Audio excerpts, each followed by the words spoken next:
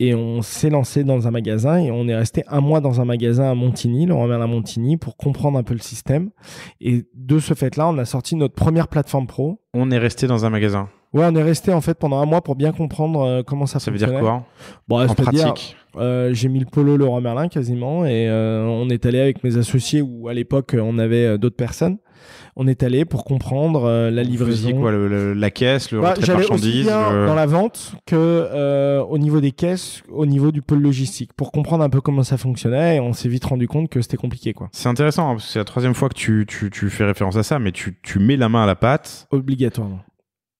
C'est nécessaire pour toi? C'est une clé de succès?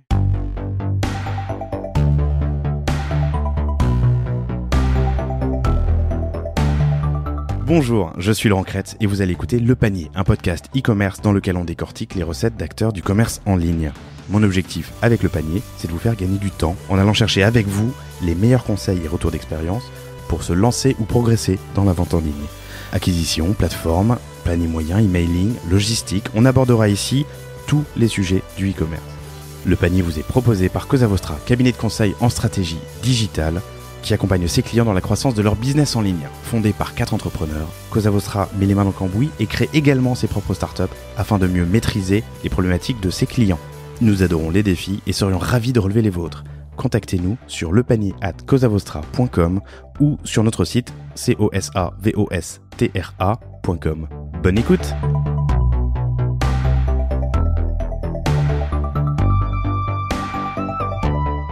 Bonjour à tous, bienvenue dans ce nouvel épisode du Panier. Aujourd'hui, je reçois Thomas Effantin, cofondateur de Trusk. Salut Thomas, ça va? Hello, très bien.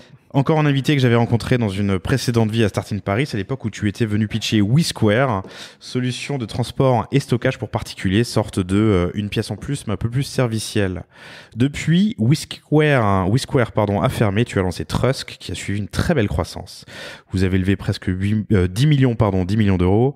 Vous réalisez actuellement une trentaine de milliers de livraisons par mois. En fait, on explose à chaque fois, mais là, les derniers chiffres, c'est 30 000. Ouais.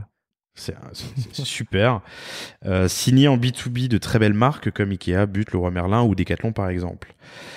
J'aimerais bien comprendre comment on passe d'un service presque exclusivement B2C à ton lancement à aujourd'hui un service presque exclusivement B2B, comment on essaie de créer de la récurrence dans un marché qui est très concurrentiel, comment on fait du développement commercial pro sur ce marché qui est très difficile, de la livraison, du dernier kilomètre. Et j'espère que tu pourras nous répondre à toutes ces questions. Mais pour commencer, Thomas, c'est quoi Trusk ? Alors, Trusk, tout d'abord, bonjour à tous. Trusk, c'est le camion de confiance. C'est le diminutif entre Truck et Trust. Donc ça, le nom était extrêmement important. C'est pour redonner confiance aux consommateurs sur la livraison.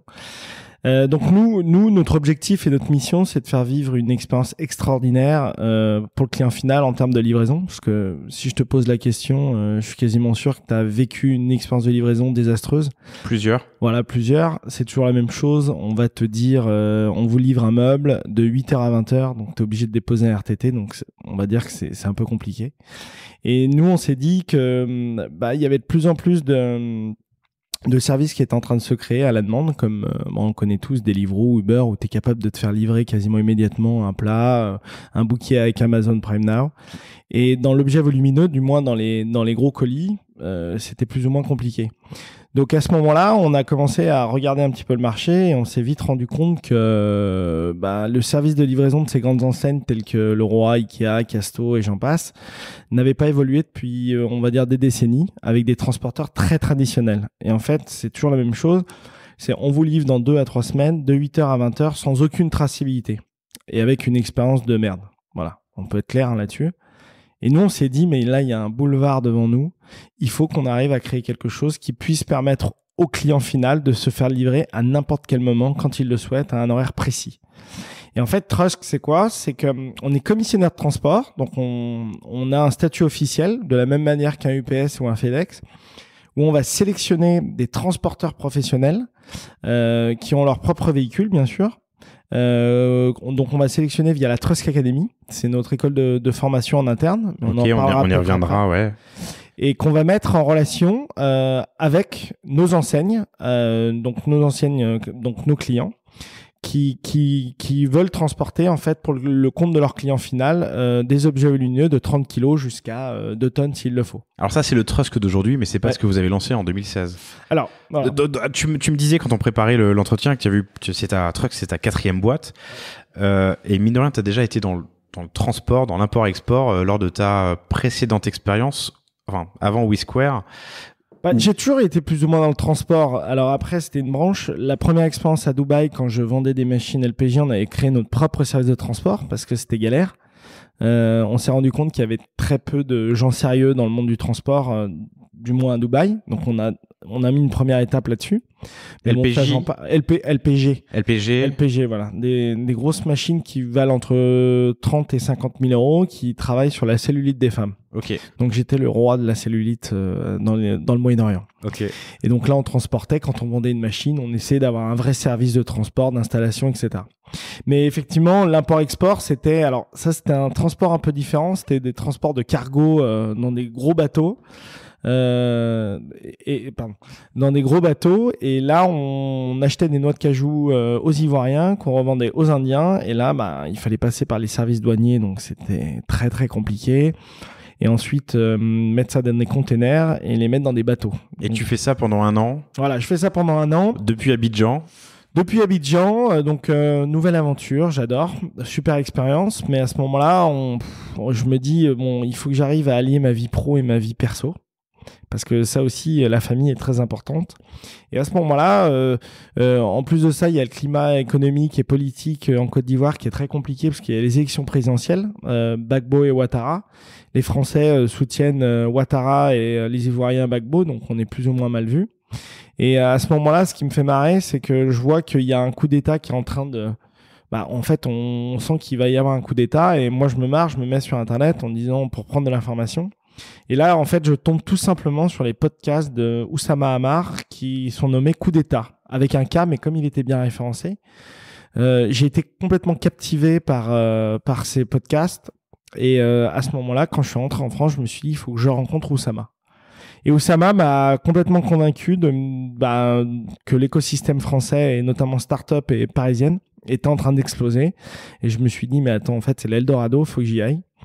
Donc bien sûr, The Family m'a vendu des pelles et des pioches pour aller la ruer vers l'or, et ils ont bien fait de m'avoir poussé.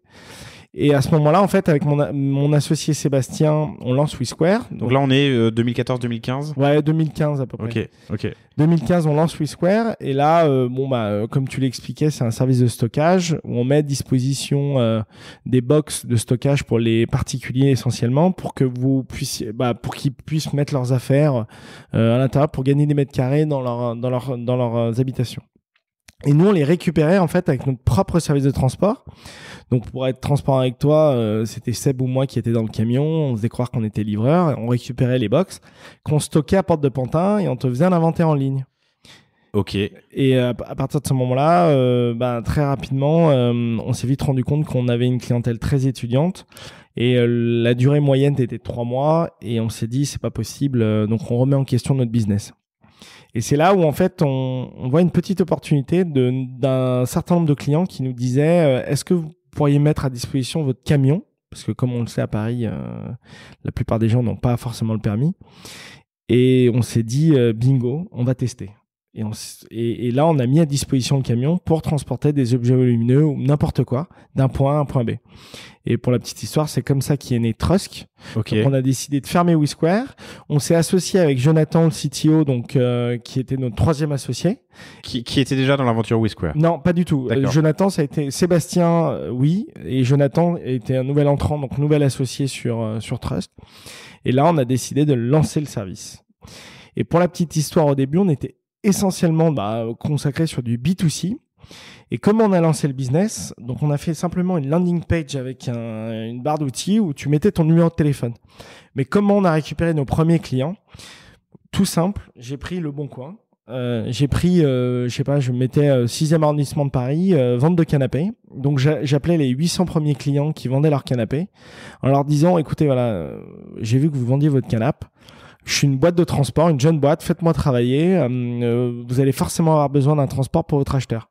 Et en fait, c'est comme ça qu'on a eu nos premiers clients. Et dès le premier jour, on a été focus sur la qualité de notre prestat et sur notre service client, ce qui a fait qu'il y a eu un gros bouche à oreille. Tu prends les 800 premiers, enfin tu prends une catégorie de vente d'objets, gros objets sur le Bon Coin, tu téléphones aux vendeurs et tu leur dis quoi? Tu leur dis s'il y a un acheteur, dites-leur qu'on peut gérer la livraison. Voilà, exactement. Tu t'en fais des ambassadeurs en fait. Exactement. Ok. Et tu te souviens un peu des chiffres que vous avez eus sur ces premiers mois? Mais c'est comme ça qu'on. Alors, le pire dans tout ça, c'est qu'on a commencé un peu à trouver un petit hack dans le Bon Coin. Ce qui nous permet en fait, parce qu'il y a un moment où on pouvait pas appeler tout le temps. Donc on s'est dit comment on va scaler ça. Et donc on a trouvé un petit hack en fait sur le Bon Coin, ce qui nous a permis de récupérer les numéros de téléphone dès que quelqu'un mettait une annonce et de lui envoyer immédiatement un SMS. Et à ce moment-là, avec du développement ou avec un Zapier ou un F10? Ouais, Zapier. Alors après, c'était Jonathan qui s'est occupé de ça, mais oui, j'ai entendu vaguement parler de Zapier. Donc à mon avis, oui, ils ont utilisé ça. Et on envoyait un SMS directement et on envoyait en disant on est le service du Bon Coin. On est le service du Bon Coin de service de livraison, ce qui n'était pas vrai bien sûr, et on récupérait nos clients comme ça. Et en fait, comme on a... Et ça t'amenait du lead? Mais énormément. Parce que du coup là c'est les vendeurs, ils sont pas... ils sont pas obligés d'en parler à l'acheteur. Oui, mais tu veux vendre ton canapé, au final, la plupart du temps, c'est... ça facilite, en fait, t'enlèves une friction à l'achat. Et ce que je faisais aussi, c'est que quand je disais à mon client, potentiellement celui qui vendait le canapé, je lui dis, si tu me passes un client, je viens et je te donne une commission. Donc en fait, c'était gagnant pour lui, parce que quand j'arrivais, je lui donnais 20 € en cash. Parce que les 3 premiers mois, on a fait exclusivement du cash, du liquide. En fait, l'objectif, c'est qu'on ne prenait aucune commission et on laissait au transporteur pour comprendre comment ça fonctionnait. Et c'est comme ça qu'on a levé. C'est avec le hack du Bon Coin, j'ai fait une démonstration à mes investisseurs, qui sont aujourd'hui mes investisseurs potentiels, et je leur ai démontré devant le board de Mobivia. Donc c'était quand même assez drôle parce que j'avais 8 personnes autour de la table. Ça allait de l'énarque à l'entrepreneur, en lui faisant une démonstration, lui disant du hack et comment on récupérait des clients. Et ils ont signé quasiment immédiatement. Ça, c'est une première levée de 500 000, c'est ça, en avril. Voilà. Mais tu vois, c'est assez drôle parce que le Bon Coin, ça a été bon comme mauvais. Sur le fait. Ce que vous faisiez, c'était pas légal. Non, mais bien sûr. De toute façon, quand vous êtes fait taper sur les doigts? Alors, je me suis pas du tout fait taper sur les doigts parce que j'ai apporté un service. D'ailleurs, aujourd'hui, le Bon Coin le propose sur son site où il propose justement le transport via les petites annonces. Mais ce qui est assez drôle dans l'histoire, c'est que quand j'ai commencé à vraiment me mettre sur le Bon Coin pour récupérer du client, je me suis fait attaquer entre guillemets par la mafia. La mafia des transporteurs? Pas des transporteurs, non, parce qu'il n'y a pas de mafia au niveau de transport. Pardon, Thomas fait des guillemets avec ses doigts en disant la mafia. Je sais pas quelle mafia c'était, mais en tout cas, on nous a appelés pour nous menacer en disant tu laisses notre marché tranquille parce qu'en fait, il y a beaucoup de petites annonces sur le Bon Coin. Et en fait, il y a énormément de mecs qui proposent leur camion en prenant que du cash. Et ce qui s'est passé, c'est qu'on s'est vite rendu compte que... C'est marrant ça. Vous avez été... Donc il y a des gens qui ont repéré votre hack. En fait, non. Après, on s'est mis des fausses annonces. On en a mis plein. Et en fait, on bloquait l'accès à beaucoup de transporteurs qui proposaient leurs camions. Et en fait, on s'est vite rendu compte que on a été menacé une première fois. Et je peux te dire, ça nous a vite refroidi et on a arrêté, quoi. Et en fait, c'était pas c'est pas pérenne. C'était loin d'être un business qui justement qui allait nous permettre de scaler. Donc c'est pour ça qu'en fait l'objectif c'était de tester notre marché et de démontrer que ça fonctionne. Mais ça a été très drôle hein, les débuts. J'étais dans le camion à 22h, on nous appelait pour nous dire il y a un déménagement. Je prenais mes clics et mes claques avec mon associé ou Jonathan et on allait faire le déménagement. Au début, c'était folklorique quoi et ça m'a fait marrer quoi. Et je me souviens bien de Trask à l'époque. Moi, j'avais fait un devis déménagement sur le site parce que de mémoire alors je crois que c'est toujours le cas actuellement, mais tu peux faire ta liste en fait d'objets. Ça te calcule où tu donnes ton mètre cube à l'époque, je sais plus. En fait, tu choisis automatiquement et tu mets ce que tu as à transporter. Et après, on te dit est-ce que tu veux qu'on vienne les récupérer à l'étage chez toi? Est-ce que tu veux qu'on fasse du trottoir à trottoir? C'est vraiment toi à la carte en fait. C'était innovant et original à l'époque et ça permettait d'avoir un tarif assez directement parce que sinon j'appelais alors je faisais ça. Moi c'est pour un déménagement en l'occurrence, hein, pas pour un achat. Et sinon fallait obtenir un devis, c'était la croix et la bannière quoi. Ah bah c'est très compliqué et surtout t'avais des devis mirobolants quoi. Et on te proposait des 300-400 € pour te transporter un canapé alors qu'aujourd'hui du trottoir à trottoir dans Paris c'est 39 € quoi. Donc là, on est mi-2016. Vous avez prouvé en B2C qu'il y avait une demande. Vous avez trouvé un hack pour accélérer la croissance. Vous avez levé les sous. Bah, après, on a eu plein de hacks, mais lui, c'était le plus intéressant. Ok. Et là, on est encore en B2C. Voilà. Et on lève l'argent. Et là, on commence à faire un petit peu en arrière. Du moins parce qu'en fait, on lève 500 000 avec Vieille Idée. Et tout de suite, on a quasiment 3 mois après, on a 2 millions des fonds. Supplémentaires d'autres fonds qui mettent de l'argent en disant attendez, nous on veut participer aussi au pot. Donc au final on se retrouve avec un site de à peu près 2,5 millions d'euros. Mais c'est le même tour? Non, c'est 2 tours séparés, mais 3 mois après, 3 mois, ouais. mais quasiment les mêmes. Donc il y a eu deux voilà. deux levées, ok. Et c'est là où on part à Londres. Fin 2016, début 2017, vous partez à Londres. Je crois qu'on y reviendra après. Je mets en avance rapide jusqu'en 2019. Ouais. Aujourd'hui, vous êtes combien? Comment ça marche? Alors aujourd'hui, on est en CDI à 70 personnes chez Trusk. À Paris? À Paris, on est 35 à peu près, la moitié à Paris et le reste dans les 9 villes où on est présent aujourd'hui. Okay. Donc chaque ville où on est présent, on a du personnel de Trusk. L'objectif, c'est d'être au plus près du client et de nos Truskers. Les Truskers sont des professionnels du transport qui sont nos sous-traitants et aujourd'hui on en a 700 dans toute la France. Qui sont passés, tu en as parlé tout à l'heure en intro, mais par la Trusk Academy. Oui, Trusk Academy. Pourquoi ? Écoute, parce que en fait. Alors qu'est-ce qu'il y a dans la Trusk Academy et pourquoi est-ce que vous avez mis ça en place ? Ouais, alors en fait ça a été dès le premier jour on a quasiment mis une Trusk Academy, alors bien sûr qui a été améliorée et qui a bien évolué. L'objectif en fait c'est de sélectionner et de trouver les meilleurs transporteurs. Et quand tu as de très bons transporteurs, le client est content. Je veux dire que le client de l'enseigne est content, comme le client final. En fait, c'est l'image que tu vas dégager de ta livraison, quoi. N'oublions pas que la livraison, c'est le dernier maillon de la chaîne. C'est la dernière perception que le client va avoir de l'enseigne. Et le dernier rempart dans tout ça, c'est le livreur, notamment le Trusker. Donc, si ça se passe mal, c'est très compliqué de récupérer et en plus de ça, il y a de fortes chances que le client final ait une très mauvaise image de l'enseigne dans laquelle elle a acheté. Donc nous, on a créé la Trusk Academy, ce qui nous permet en fait de sélectionner les bons transporteurs et bien sûr de travailler avec eux. Donc, que des indépendants que des professionnels. Mais ça peut être des sociétés? Ils peuvent y oui, avoir plusieurs... Alors, indépendants ou sociétés. Hein, moi, je te donne... On peut avoir un indépendant qui a son propre véhicule, qui travaille là-dessus. Ou on peut avoir des sociétés qui ont jusqu'à 20 véhicules. Alors, pas 20 véhicules chez nous, mais c'est des organisations qui ont une vingtaine de véhicules. Et dans ce cas-là, tu formes pas à la Trusk Academy les 20... Si. Alors, nous, déjà, on se limite par organisation à pas plus de 5 véhicules. Okay. Donc, ça, c'est la base.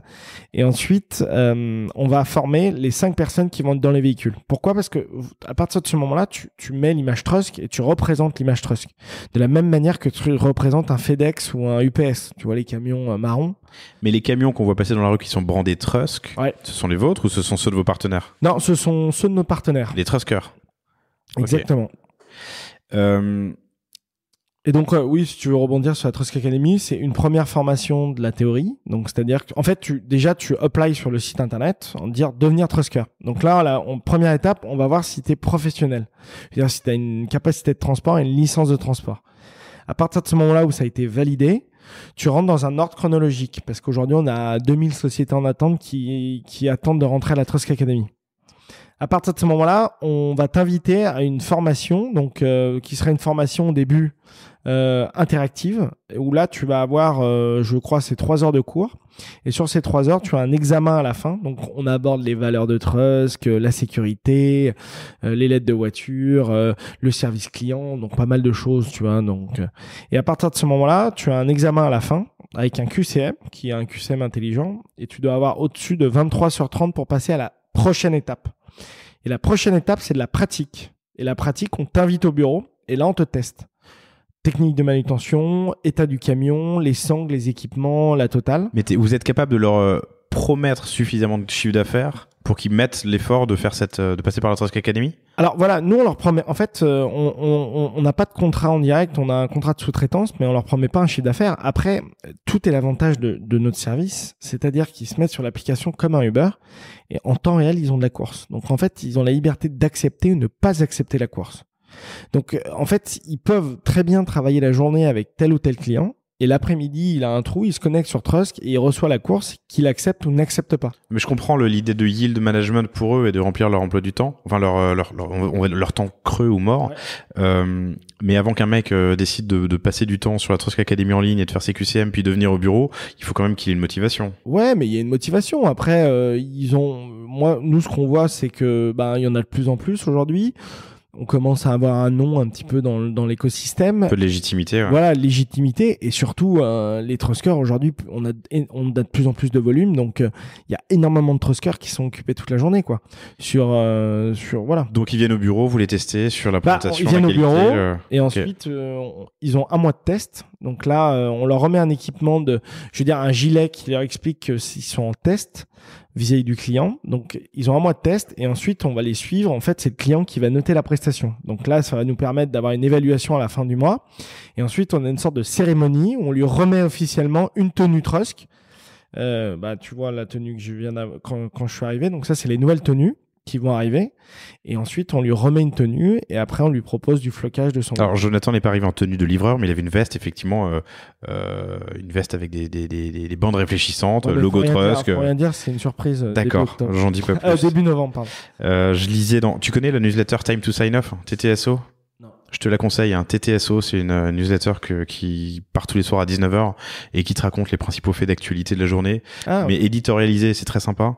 Et une fois par semaine, ils ont le 30 Seconds MBA, qui est un article intéressant de management. Et la semaine dernière, il y en avait un qui parlait justement de la relation client et de ce que retient un client. Et le client va retenir deux choses selon cette étude. C'est les pics de ta relation, donc positif ou négatif, et le dernier moment, l'addition, en gros, si tu étais un restaurant, quoi. Ah oui. Et donc, effectivement, dans votre métier, j'ai reçu d'autres acteurs récemment, mais dans votre métier, ce qui est très compliqué, c'est que toute l'image d'un e-commerçant, d'un retailer, peut se faire au moment où le mec me livre un paquet tordu, cassé chez moi, en retard, qui devait être livré entre 8 et 9 et qui arrive à 11h, enfin. Mais on se rend pas compte à quel point c'est important, ce dernier maillon. Et d'ailleurs, on le voit, nous, on commence à le sentir parce que quand on a commencé à démarcher les grandes enseignes il y a 3 ans, mais on nous envoyait en disant revenez ça nous intéresse pas, on a déjà des services de livraison et on s'est dit à un moment mais comment on va faire? Et en fait, il y a eu des phases d'accélération qui nous ont permis vraiment d'exploser. Et on se rend compte qu'aujourd'hui, la livraison, c'est devenu la priorité numéro 1 de la plupart des grandes enseignes. Et comment tu t'assures de la qualité, du coup, pour rester sur l'humain et le côté offre? En fait, le magasin va noter le Trusker. Donc, en fait, il a accès... Au moment où il récupère Au moment où il récupère la marchandise. Donc, est-ce qu'il a bien ses chaussures de sécurité? Est-ce qu'il est convenable, etc. Et ensuite, le client final, on lui envoie un SMS en lui disant « Est-ce que vous pouvez noter la prestation ?» Et d'ailleurs, tu regardes un petit peu sur Google. Aujourd'hui, on a à peu près plus de 1850 avis. On est à 4,5 étoiles sur 5. Et sur Google et sur Facebook, on a autant de notes, quoi. Comment, au début donc de l'histoire, tu as fait pour recruter les premiers partenaires, les premiers livreurs? Parce que vous n'aviez pas encore un nom, donc est-ce que c'est du... Exactement. Eh ben, écoute, ce qu'on a fait, c'est qu'on s'est dit, comment on va faire? Et moi, j'ai commencé à contacter les transporteurs au début, pareil, que je trouvais sur le Bon Coin. Donc, c'est la mine d'or au début. Et je me faisais renvoyer directement par les transporteurs en me disant, attendez, les plateformes, on les connaît. J'ai déjà travaillé pour une plateforme. 6 mois après, elle a coulé. Ça ne m'intéresse pas. Et donc, c'est la première étape. Et donc, on s'est dit, de toute façon, on n'a même pas de volume à leur garantir. Ça va être compliqué. Donc, c'est pas nous, ce qu'on a fait, c'est qu'on est allé chercher des particuliers qui avaient leur camionnette. Et le premier Trusker qu'on a eu, c'était un particulier. Et je me rappellerai toute ma vie, c'est Carlos. C'est un comédien qui avait si je me rappelle plus, c'est les anciens camions de pompiers J9, des Peugeot J9, un camion rouge. Et c'est lui qu'on a eu en premier. Et mais en fait, l'avantage qu'on a eu, c'est que le mec était très très très très très drôle. Donc en fait, il faisait rire. Il avait déjà un relationnel. Il faisait marrer les clients. Il faisait du déménagement, tu vois, pour arrondir ses fins de mois. Et ça a commencé comme ça. Ensuite, on a eu un ancien ambulancier qui avait un camion qui avait une ambulance. Et ensuite, on a eu plein de mecs différents. Je crois qu'on a eu un ancien tolard d'ailleurs au début. Et en fait, on utilisait ces mecs-là. Et moi, au début, on était trader, c'est-à-dire que j'avais le client au téléphone. Je lui disais, vous voulez transporter ça, ça fera 50 €. Et de l'autre côté, j'avais mon transporteur au téléphone en disant 50 € tu prends. Il me disait ouais, mais pas à 7 heures. Ah oui, je vous rappelle, attendez. Et ça a commencé comme ça et c'était des particuliers. Et en fait, on s'est vite rendu compte au bout de 6 mois que c'est pour ça qu'on s'est vraiment professionnalisé, c'est que les particuliers, c'était pas possible, quoi. Le service était pas là, des particuliers qui devaient arriver à 20 heures, ils se barraient, donc voilà, c'était pas très professionnel. Et à ce moment-là, on s'est dit, on veut vraiment être vrai professionnel, et on est parti sur être commissaire sur des professionnels. Et okay. Voilà. Donc là, on est courant 2016 et on a sauté des étapes, 17 pardon, mais vous dites que le B2C c'est compliqué. Ouais. Pourquoi ? En fait, c'est pas compliqué, mais on s'est dit comment on va faire de passer d'un point A à un point B, je veux dire de passer une étape. En termes de développement de boîte. En termes de développement, et on s'est dit, putain, le B2C, c'est quand même assez cher. Et en fait, ce qu'on fait, c'est que on commence à prendre du recul un peu sur notre business, et en fait, on voit une chose qui est flagrante, c'est qu'on a de plus en plus de clients qui viennent, qui nous demandent d'aller chez Ikea, d'aller chez Leroy, d'aller chez Casto, d'aller toutes ces grandes enseignes pour aller récupérer leurs achats. Parce que pour ceux qui ne connaissent pas sur le site, donc au début c'est que le site, je donne un point A, un point B, je dis ce qu'il y a à chercher ou à récupérer, j'ai une estimation et puis je valide. Voilà. Donc vous vous rendez compte qu'il y a de plus en plus de gens qui vous demandent d'aller chercher chez les commerçants. En fait, les gens disent allez chez Leroy, ramenez-le chez moi, allez chez Ikea, ramenez-le chez moi, etc. Et là, on se dit, mais pourquoi ils nous demandent ça ? Et c'est là où on se décide d'aller voir les magasins et de comprendre ce qui se passe. Moi, c'est pas compliqué. Je fais 3 gros magasins à Paris. Les 3 sont la même chose. On vous livre entre 1 à 5 semaines sur des créneaux horaires de 8h à 20h. Et là, je me dis, en fait, ce que je t'expliquais tout à l'heure, il y a un énorme boulevard devant nous. Et c'est là où, à ce moment-là, on décide d'aller de creuser le B2B et le pôle innovation Leroy Merlin nous tend la main à ce moment-là et nous dit venez tester dans un de nos magasins donc la livraison et proposer votre service. Excellent, premier client donc Leroy Merlin. Ouais. Par le pôle innovation, comment tu fais pour te faire repérer ? En fait, c'est Miguel de Fontenay de The Family qui en fait nous connecte directement. Qui gérait d'ailleurs l'espèce de startup studio. Oui, alors je me rappelle plus comment ça s'appelle, mais Star, peu importe. En fait, il était rentré en contact avec Leroy Merlin et c'est lui qui me connecte avec Stéphanie, qui est la directrice du pôle innovation et qui me dit mais génial votre idée, on va le faire. Et on s'est lancé dans un magasin et on est resté 1 mois dans un magasin à Montigny, Leroy Merlin Montigny, pour comprendre un peu le système. Et de ce fait-là, on a sorti notre première plateforme pro. On est resté dans un magasin. Ouais, on est resté en fait pendant 1 mois pour bien comprendre comment ça fonctionnait. Ça veut dire quoi ? En pratique j'ai mis le polo Leroy Merlin quasiment et on est allé avec mes associés où à l'époque on avait d'autres personnes. On est allé pour comprendre la livraison. Vous faisiez quoi, la caisse, le retrait de marchandises aussi bien dans la vente que au niveau des caisses, au niveau du pôle logistique, pour comprendre un peu comment ça fonctionnait. Et on s'est vite rendu compte que c'était compliqué, quoi. C'est intéressant parce que c'est la 3e fois que tu fais référence à ça, mais tu mets la main à la pâte. Obligatoirement. C'est nécessaire pour toi ? C'est une clé de succès ? Et pour te dire, à tel point on est focus là-dessus, tous les 3 mois, chaque membre chaque employé de Trust doit être dans un camion avec un Trusker et doit faire des livraisons. Et doit se rendre compte mais ça va aussi bien des développeurs que moi, que mes associés. Comment tu t'assures que ce soit fait ? Parce qu'en fait, le pool Trusker, donc, qui est chez nous, est responsable de ça. Et donc, il a des dates, il donne des dates à chaque employé. Et chaque employé sait à quel jour, à telle heure. T'as des employés qui veulent pas le faire, j'imagine ? Rien à foutre, je les oblige. D'accord. Il y a un impact, je sais pas, bonus, salaire. Non, pas du tout. Mais en fait, ils sont obligés de le faire, quoi. Il faut que tu sois en relation avec le terrain. Il faut comprendre. En fait, comment veux-tu développer quelque chose si tu n'es pas en relation et comprendre comment ton outil est utilisé par les Truskers ? Tu as dit 1 fois par mois pour chaque employé ? 1 fois tous les 3 mois. 1 fois tous les 3 mois pour chaque employé, donc 4 fois par an. Exactement. Donc les 70 employés de Trusk, tu m'as dit 70, c'est ça ? Ouais, tout à à l'heure. peu près. En gros, tous les employés de Trusk vont 4 fois par an passent une journée dans un camion. 3 et 4 fois par an, ils passent une journée.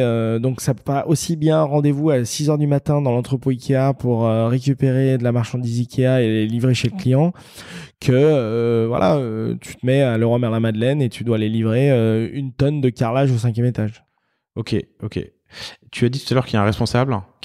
C'est quoi le rôle du responsable qui fait ça ? qui s'occupe de faire Non, en fait, nous, on a un pôle Trusk, donc qui s'occupe des transporteurs, donc qui s'occupe de la Trusk Academy, de la relation avec les Truskers, et une des missions que a cette personne-là, donc il est responsable aussi qualité, c'est de tout simplement de nous dire à quelle heure et tel endroit on doit être pour faire de la livraison, pour vivre ma vie, quoi. Mais et tu sais ce que j'ai fait aussi, ou ça j'en suis très fier. Il y a pas très longtemps, j'ai eu la chance mais Thomas Boret, qui est le PDG de Leroy Merlin, qui est comment dire, c'est un peu un exemple pour moi et que je connais maintenant très bien. Et la dernière fois, il est venu au bureau en pensant qu'il allait faire une réunion et je l'attendais avec un camion. Et en fait, il est devenu Trusker pendant une livraison Leroy Merlin. Donc, c'est-à-dire qu'on est arrivé. Il s'est mis dans le camion, il s'est habillé en Trusker. Vous êtes allé chez Leroy Merlin ? Il est allé chez Leroy Merlin avec moi. Et je lui ai dit, tu te démerdes, tu prends le téléphone et tu vas récupérer la marchandise. Il est arrivé au standard pour récupérer. Et là, si tu veux, tu as eu un petit pas en arrière de la personne, donc Service Log, qui était très surpris de voir en fait Thomas Boret en tenue. Et en fait, il a compris et l'objectif, c'était de comprendre comment ça fonctionnait. Et voilà. Excellent. Il y a une émission de télé où on envoie des patrons. Ouais, patron incognito. Voilà. Et après, on avait une réunion, mais au moins, il a vu ce que c'était. Sympa. Ok. Donc, vous passez un mois chez Leroy Merlin pour comprendre le métier. Exact. Et vous comprenez quoi ? Et là, on comprend en fait qu'il faut créer un outil. Et c'est comme ça qu'on va s'intégrer dans les magasins. Et on a créé notre propre plateforme pro qu'on met à disposition des vendeurs en magasin.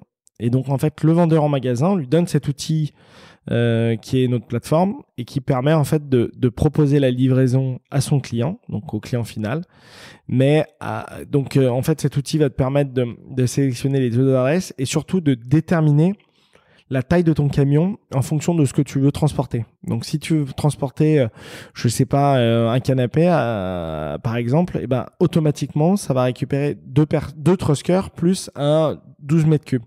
Et nous, on va les livrer le client. Et surtout, de proposer la livraison à son client au moment où le client souhaite. Donc, tu peux être aussi bien livré 3 heures après le passage en caisse, comme tu peux être livré le lendemain ou le surlendemain ou dans une semaine à un horaire précis.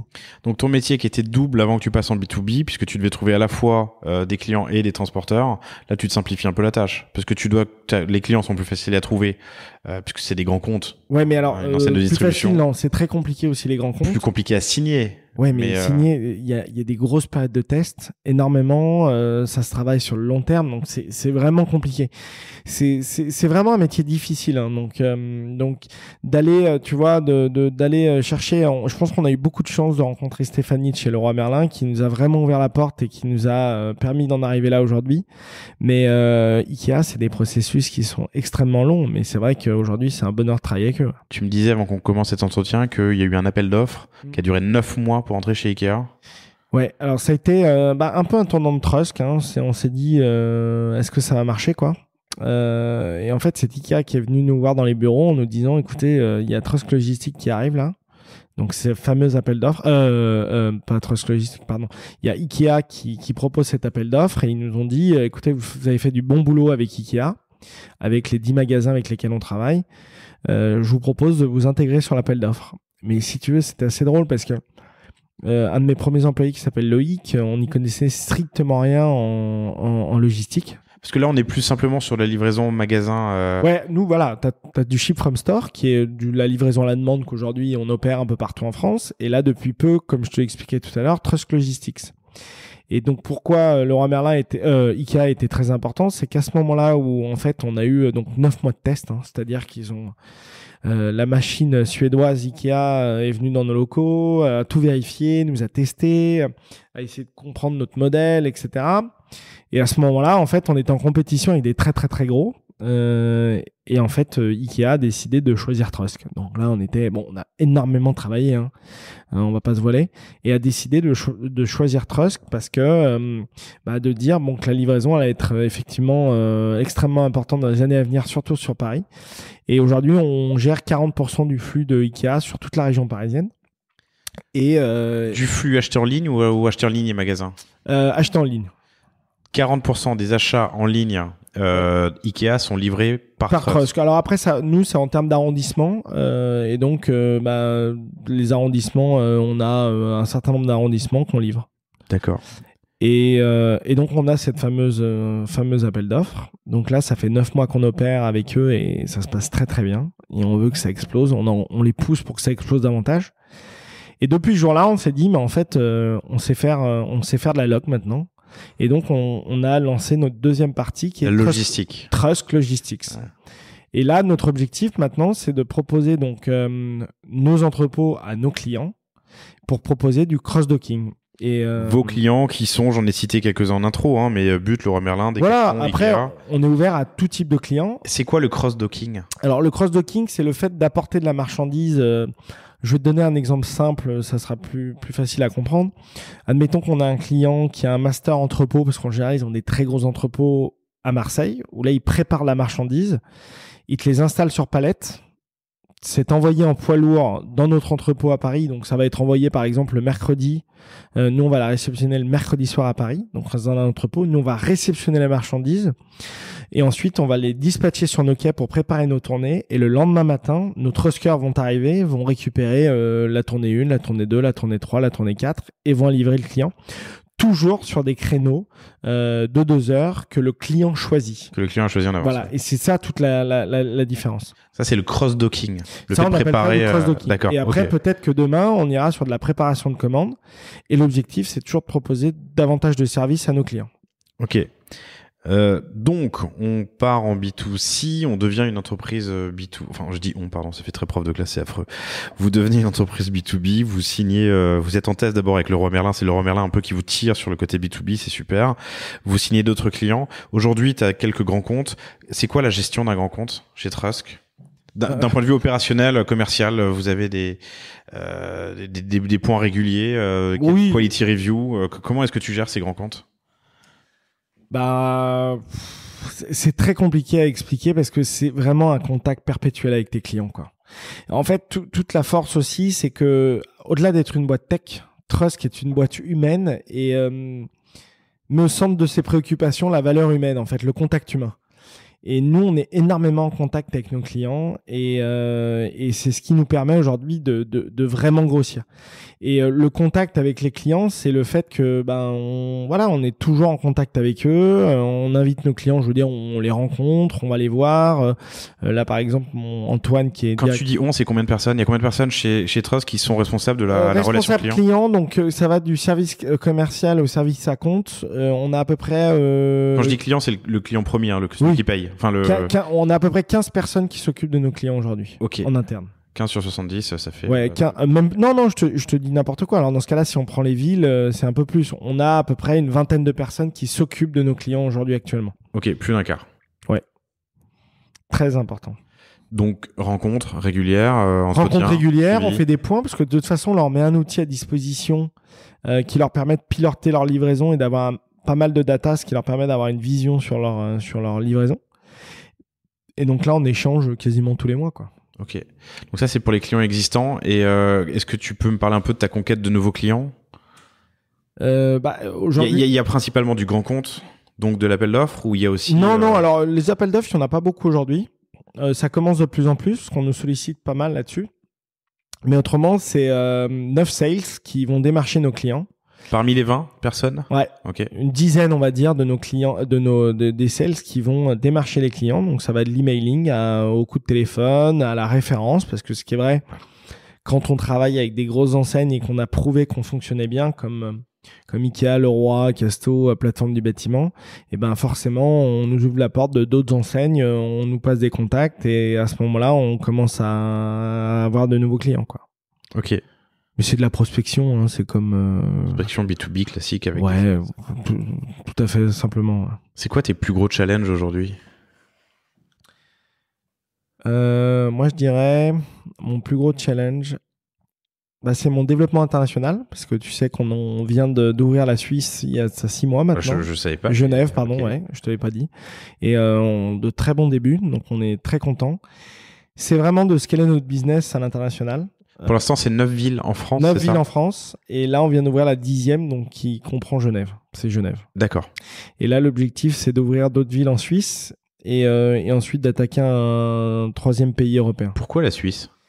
Enfin, j'ai reçu pas mal. Ce podcast est encore jeune, mais dans les développements internationaux, il y a peu de gens qui commencent par la Suisse. Ben, écoute, pourquoi on a commencé par la Suisse, c'est que tout simplement, on a des clients qui étaient en Suisse et qui nous ont sollicité pour qu'on y aille. Client grand compte, hein. Ouais, grand compte. Et en fait, il s'avère qu'on a fait un super bon choix parce que on a énormément de commandes. Et Donc, peut-être peu de concurrence parce que justement peu de personnes, alors, moins de personnes. Peu de concurrents, effectivement. Et le deuxième point, c'est que les truskers sont ultra professionnels. C'est les Suisses, quoi. C'est la Suisse. Il n'y a pas le feu au lac. Ouais, mais bon. Mais voilà. Et en fait, on a saisi une opportunité au début. C'était pas mon objectif. Et là, ça fonctionne bien. Ouais. Donc maintenant, on a pour objectif d'ouvrir Zurich et Lausanne et potentiellement une 4e ville. Et donc c'est pour ça que d'ailleurs je pars demain à Zurich. D'accord. Alors ça c'était challenge. Je te demandais un peu plus tôt en préparant l'entretien s'il y avait eu des erreurs ou des plantages. On dit que je viens de dire que c'est marrant de commencer par la Suisse, mais tu n'as pas commencé par la Suisse dans ton développement. Vous avez ouvert Londres assez rapidement après Paris. Pourquoi vous avez choisi d'aller à Londres ? Alors, quand on a levé 2,5 millions d'euros, on s'est dit, bon, on a un peu de cash à investir et on va falloir se développer. Surtout qu'on avait vendu un plan européen. Et ça, c'était avant d'ouvrir d'autres villes en France ? Oui. Alors, en fait, je t'explique notre raisonnement. On s'est dit, le marché londonien est colossal. On va investir à Londres au lieu d'aller à Lyon ou à Marseille. Au final, on est à 2 heures en Eurostar. Oui, ça change pas grand-chose. Voilà, on se dit exactement ça. Et on se lance à Londres. Et là, une claque. Pour la simple et bonne raison, c'est que on rentre dans la Ligue des Champions. C'est-à-dire que pas assez entraîné, on n'était pas prêt et on ouvre et on était axé B2C. Donc vraiment pas assez de cash pour développer la marque. Et au bout de 3 mois, en fait, j'ai un call avec un entrepreneur et il me dit, mais t'es un grand malade. Et je te mens pas, mais il me dit ça. Je dirais que une journée après, on ferme le bureau à Londres et c'était closé. Alors c'est bien de savoir prendre des décisions aussi rapides, surtout que vous aviez dû y penser pas plus. Enfin, il y a eu 3 mois d'opération, mais vous y aviez pensé avant. Alors en pratique, ouvrir Londres, ça voulait dire quoi ? Donc vous avez mis quelqu'un là-bas ? On a ouvert un bureau. Donc, moi, je passais 1 semaine sur 2 à Londres là-bas avec un de mes associés. Et en fait, on avait monté une équipe londonienne avec des Anglais, donc on était allé démarcher. Mais en fait, ça fonctionnait, ça commençait à fonctionner, mais le problème, on s'est dit, pour passer un gap, il va falloir dépenser une fortune. Et c'est là où on s'est dit, mais en fait, on n'a pas du tout la trésor pour le faire. Et si je dois prendre du recul, c'est le plus bel échec de Trusk. C'est ça. Et en fait, ça nous a remis dans le droit chemin. Mais je suis tellement content d'avoir fait cette erreur-là. Et ce qui est bien, c'est qu'on a réagi assez rapidement, donc on n'a pas brûlé beaucoup de cash. Non, réagir du jour au lendemain, c'est bien. Ouais, donc c'est allé assez vite, mais ça a été une claque formidable pour nous. Et c'est là où on s'est vraiment recentré. Alors déjà au bord de vis-à-vis de mes investisseurs, je me suis pris une bonne claque. Mais c'était très intéressant de voir ça. C'était un bon move de Trusk et au final on s'est recentré sur le B2B et c'est là où depuis ce jour-là, je te mens pas, on a explosé nos chiffres. Aujourd'hui le B2B c'est 90% de ce que tu me disais. Qui est l'entrepreneur qui t'a dit que t'es un grand malade ? Ah, je pourrais pas te dire. D'accord. Très bien, donc je te demandais s'il y a eu des erreurs ou des plantages. C'était le UK, le lancement à Londres. Du coup, tes apprentissages sur le UK, tu les appliques pour ton lancement en Suisse ? Alors ouais, on aborde complètement différemment la Suisse. C'est que maintenant, on part avec des clients qui nous assurent déjà un chiffre d'affaires. Donc en fait, tout simplement, on arrive là aujourd'hui... Et B2B en plus. Voilà, B2B. Alors que vous étiez B2C. Voilà, donc on assure et surtout, à la différence, on ne s'est pas se précipiter. On a embauché directement des Suisses. On a mis un bureau, on a loué une somme d'argent donc justement pour la Suisse. Là, on est en train de trouver des nouveaux partenaires en Suisse au niveau financier et c'est beaucoup par cooptation la Suisse. Donc, on travaille vraiment notre réseau sur place et aujourd'hui, ça commence à fonctionner. Ouais. Ok. C'est quoi les principales frictions que tu vis au quotidien pour le développement de la boîte ? Comment est-ce que tu fais pour doubler ton chiffre? C'est ça, c'est vrai que tout à l'heure, j'en ai pas parlé, mais le challenge aussi, c'est d'amener la boîte d'ici 3 ans à 100 millions d'euros de chiffre d'affaires. Et justement, le challenge, il est là. C'est qu'en fait, alors, chiffre d'affaires, mais pas, non, pas alors, commission. volume d'affaires. Oui, mais en fait, la différence, c'est que nous, on est commissionnaire de transport. Donc, contrairement à une plateforme, nous, on récupère, en fait, c'est du chiffre d'affaires pour nous. Okay. Et ensuite, on reverse le reste à notre prestataire. Voilà. Parce qu'on est, encore une fois, on est commissionnaire de transport. On n'est pas une plateforme. C'est vraiment un statut à part entière, commissionnaire. C'est-à-dire on a vraiment des responsabilités, on est responsable de tout ce qu'on fait, en fait. Commissionnaire de transport, c'est donc toi qui prends en charge toute la livraison et qui est responsable de A à Z. De A à Z. C'est-à-dire que s'il y a un problème... T'es pas simplement passe-plat. Exactement. S'il y a un problème, c'est moi qui dois gérer ce problème. S'il y a un litige, c'est nous qui gérons le problème. Et ça aussi, c'est une différence énorme. Donc, je te posais la question de c'est quoi les frictions, et tu me dis mon objectif, c'est 100 millions dans 3 ans. Ouais, en fait, d'avoir une trend à 100 millions. Du moins, peut-être pas forcément atteindre 100 millions, mais c'est d'avoir une trend. Donc, justement, c'est pour ça qu'on crée Trust Logistics, c'est d'être capable de capter un flux beaucoup plus important. Parce qu'aujourd'hui, le ship from store, c'est très bien. Hein, c'est comme ça qu'on vit. Mais moi, ce que je remarque, c'est que les magasins sont de plus en plus petits, moins en moins de stocks. Et donc, beaucoup plus de massification des stocks dans des entrepôts. Et aujourd'hui, justement, on commence à proposer ça, quoi. On est d'accord que dans ton développement, le client final, celui qui est livré, tu as de moins en moins de contact avec lui. Lui a de moins en moins de contact avec toi, sauf au moment où il y a un livreur qui sonne à sa porte. En fait, à partir du moment où on récupère la marchandise chez notre client, il y a un SMS qui est envoyé à notre client. Où là... Et ça, c'est ta plateforme qui l'a. Oui. Et ça, ensuite, qu'est-ce qu'on fait ? Ça envoie directement un SMS à notre client. Donc, ça se connecte directement au trafic urbain et ça va dire la livraison de tel client devrait arriver dans 30 minutes. Tu as un lien sur ce SMS, tu cliques sur ce lien et tu vois le Trustcure de la même manière que tu vois un Uber arriver. Et ensuite, on va livrer le client. Donc, c'est très transparent pour le client.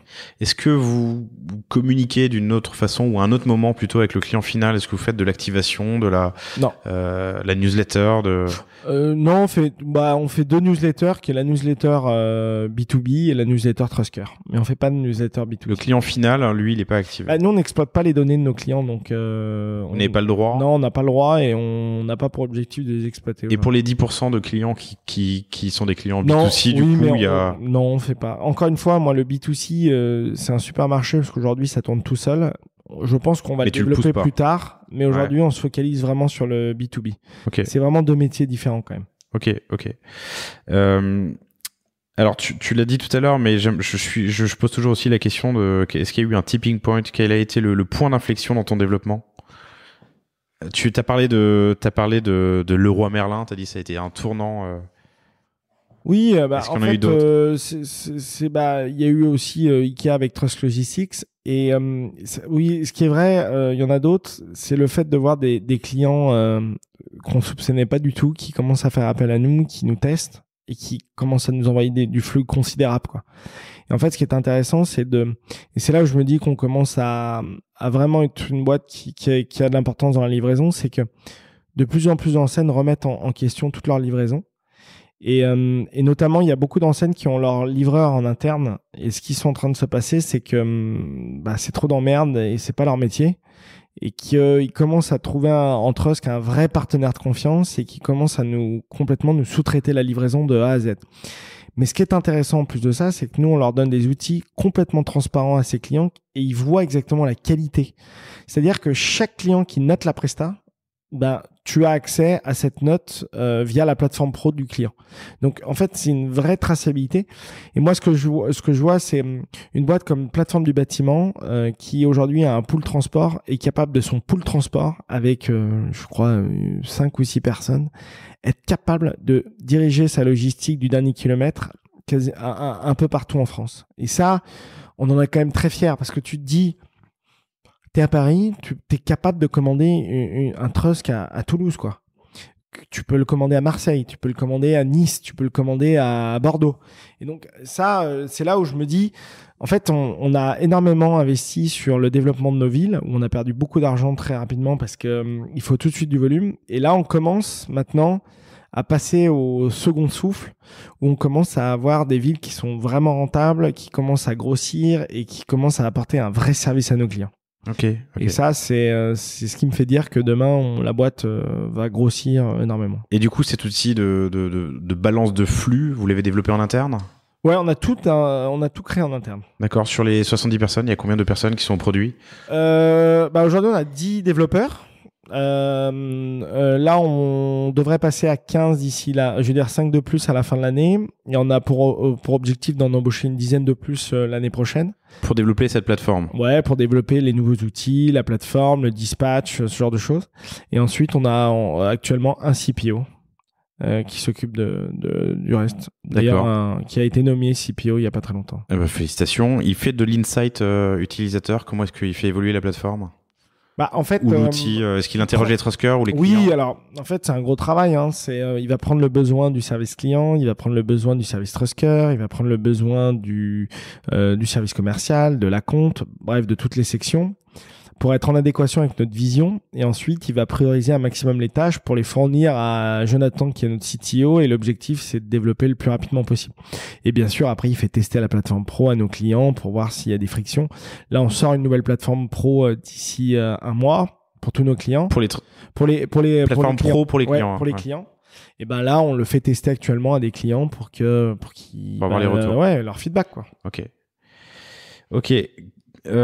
Ça va où la livraison ? On sera où dans 5 ans, dans 10 ans ? Écoute, c'est drôle parce qu'on a présenté à différents CEO de grandes enseignes la vision de Trusk je crois, dans 10 ans avec Trusk Logistics. Et nous, comment on voit les choses. Nous, on voit en fait l'entrepôt. Énormément de Trusk Logistics avec une automatisation de nos entrepôts, parce que l'objectif, c'est d'avancer, de pouvoir commencer à proposer aussi de la préparation de commandes avec un maximum d'automatisation. Ensuite, de pouvoir mettre la marchandise dans des véhicules autonomes. Mais bon, après ça, c'est dans 10 ans. On pense que le véhicule autonome, du moins, va apparaître de plus en plus. Et ensuite, on aura des reapers qui seront capables avec des bras... reaper, c'est quoi un reaper ? Oui, un reaper ou un manutentionnaire, je veux dire un trusker, qui aura des bras articulés derrière. On s'est imaginé une sorte de robot bras articulé qui sera capable de porter des colis de plus de 40 kilos. Donc aujourd'hui, nous, on fait pas plus de 35 kilos par personne, mais qui sera capable de transporter des énormes colis et de les transporter au 5e étage sans aucun problème pour qu'ils soient le moins fatigués possible, quoi. Ok. Et côté business ? J'ai reçu quelqu'un qui parlait il voyait demain 1 milliard de petits acteurs e-commerce et des micro-entrepôts partout avec des services logistiques qui sont complètement automatisés en fait et permettent à n'importe qui de gérer son propre e-commerce. Oui, il a pas tort. Après, j'ai pas trop de vision là-dessus. Moi, ce que je pense, c'est que forcément, il y aura des masters entrepôts de plus en plus. En fait, je trouve que le bon modèle aujourd'hui, mais bon, c'est pas facile de trouver, c'est le modèle qu'IKEA ou Leroy Merlin, parce ils ont un entrepôt mutualisé. C'est le fait d'avoir des masters entrepôts vraiment en périphérie de ville. Et ce qui te permet aujourd'hui de livrer toujours plus vite ton client. Le problème de la plupart des logisticiens, c'est qu'ils ont, pour souci du prix du mètre carré, bien sûr, c'est qu'ils ont des entrepôts extrêmement loin. Bon, après, il y a des hubs qui sont un peu partout, mais moi, je pense qu'il faut se rapprocher davantage des centres-villes pour pouvoir livrer le plus rapidement possible. Et effectivement, je pense qu'il y en a de plus en plus, d'ailleurs, des petites surfaces qui sont en train de se louer dans Paris pour une sorte de mini-entrepôt qui permettront d'aller faire la livraison des derniers mètres, quoi, et de livrer le plus rapidement possible. Mais bon, la livraison, ça change tellement vite. Moi, je dis, on peut inventer tout ce qu'on veut. Le plus important dans l'histoire, c'est la qualité de la prestation. C'est toujours pareil, tu peux être une plateforme, mais je pense que celui qui va gagner demain, c'est la personne qui aura la main mise effectivement sur la qualité de la presta. Et non, alors effectivement, les outils de dispatch, ce genre de choses, c'est très important. Donc celui qui porte le colis, quoi. Exactement. Ok. Pour moi, c'est ce qu'il y a de plus important, c'est qu'aujourd'hui, les clients en ont marre de se faire livrer comme des... oui, tu vois, parfois, tu attends le livreur comme un messie de 8h à 20h. Il va répondre au téléphone. En fait, il t'appelle, tu réponds pas. Il te dit non, mais je vous ai appelé et je suis reparti. Donc, on va relivrer l'enfer. Voilà, on va te rappeler. Et donc déjà là tu te dis, mais et ce qui est assez intéressant, c'est que tu deviens fou à ce moment-là. C'est les gens, je sais pas si tu remarques le comportement des gens qui reçoivent un colis, qui sont censés recevoir, ils attendent avec impatience ce colis, mais qu'ils ne reçoivent pas le jour même. Les gens deviennent fous furieux. Ouais. Nous, ça nous est arrivé, hein, je te mens pas que malheureusement on n'ait pas pu livrer un client ou quoi que ce soit. Mais les commentaires, on dirait qu'ils ont perdu je sais pas, il y a eu un décès dans la famille. C'est hallucinant de voir ça. Et justement, donc c'est pour ça la main mise sur la qualité du dernier kilomètre est la main la plus importante. Et moi, je pense que l'avenir appartient à ceux qui seront capables de livrer en respectant les horaires, en ayant des personnes qui sont présentables, qui avancent bien. Et moi, j'ai un exemple qui est parfait, hein. Pour moi, la boîte ultime, c'est UPS. UPS, si tu regardes le marketing qu'ils ont, les camions, les personnes qui sont habillées, c'est vraiment la boîte américaine par excellence qui est, je trouve, exceptionnelle. Et surtout, ce qui a été fort, c'est qu'ils l'ont dupliqué un peu partout en France, dans le monde. Dans le monde, avec un contrôle quali, livraison UPS à Denver ou à Bangkok, c'est la même, quoi. Et d'ailleurs, tu comprends pourquoi ils sont dans le monde entier, hein. C'est qu'aujourd'hui, tu sais qu'avec un UPS, tu vas être livré formidablement bien. Je citerai pas des noms en France, mais il y a des noms en France, c'est déplorable. C'est déplorable. Et donc là, aujourd'hui, on est aussi là pour mettre un petit coup de pied dans la fourmilière et de proposer une livraison d'un standard respectable. Ok. Moi, e-commerçant, est-ce que je peux intégrer Trust d'une manière ou d'une autre ? Bah, toi, e-commerçant, oui. Maintenant, tu peux avec Trust Logistics. Il faut un volume minimum. Qui est de combien ? Bah, je peux pas te dire parce qu'on construit l'offre aujourd'hui, mais il faut que tu sois capable de nous envoyer une dizaine de commandes minimum par jour. Du moins 10 livraisons par jour, minimum. Dans l'une des 9 villes en France. Oui. Ok. En fait, oui, alors, mais quand tu dis que tu es e-commerce, excuse-moi, donc ça veut dire que tu n'as pas de point physique. Non. Voilà, donc c'est pour ça que on ne pourra t'adresser que via Trust Logistics, où tu nous enverras ta marchandise. Et aujourd'hui, c'est que du plus de 30 kilos. Donc plus de 30 kilos, plus de 10 commandes par jour. Même si vous construisez l'offre, ce sera peut-être amené à changer. Mais... Oui, je pense sincèrement qu'on sera... voilà, l'offre va bientôt changer. On apprend aussi le métier, mais là, on a commencé, ça se passe très bien déjà. Mais je pense que le plus dur dans l'histoire, c'est ce qu'on a fait juste avant, c'est à la demande. C'est-à-dire que on peut avoir des pics. À 8h du matin, on a 100 commandes, comme à midi, on en a 3, quoi. Donc, c'est de gérer les pics. Et on est très fiers, c'est que maintenant, c'est ce qu'on se disait avec mes associés, c'est que maintenant, toutes les minutes, on a de la livraison, quoi. Des commandes qui tombent. Et bon, l'objectif, c'est d'avoir toutes les secondes. T'as quoi comme KPI à ton tableau de bord ? T'as un tableau de bord d'une forme Mon portable est éteint, mais je te l'aurais bien montré, je te montrerai après, mais ville par ville, le chiffre d'affaires par ville et le nombre de courses qu'on fait par ville. Le chiffre d'affaires par ville, et ça c'est du temps réel, puisque chaque fois qu'il y a une commande Ikea ou un achat chez Ikea et qui passe par Trust, ouais, alors par nous, exemple. Nous, on a des objectifs, donc on programme tous les mois avec bien sûr une croissance. Et en fait, moi je vois mes dashboards, est-ce qu'on a atteint l'objectif du jour ou pas ? Et ça, il y a 2 points qui m'intéressent. Donc c'est ça que je regarde à fond. Le matin, je me lève, je regarde la journée d'hier, où est-ce qu'on en est par rapport à la semaine, au mois aussi. Donc tu compares la journée d'hier par rapport à la semaine, par rapport au mois. Voilà. Est-ce que tu compares par rapport à l'année précédente ? Mois de l'année précédente, le jour non, ça je fais pas ça, okay. Mais pas forcément, mais je sais qu'on double en général. Tu utilises un outil pour ça ou c'est du construit sur mesure ? Non, c'est un outil Metabase, ça s'appelle. Metabase. Ouais, Metabase. Et ensuite, je regarde un deuxième élément, c'est les notes clients. Et ça, vous utilisez un outil ou c'est votre propre... Non, ça c'est à nous, ça. D'accord. Bah, moi, je regarde les notes clients sur Google ou Facebook. Donc, moi, je reçois directement parce que je suis plugué directement via mon Gmail. Donc, ça me permet je reçois directement les emails. Ouais.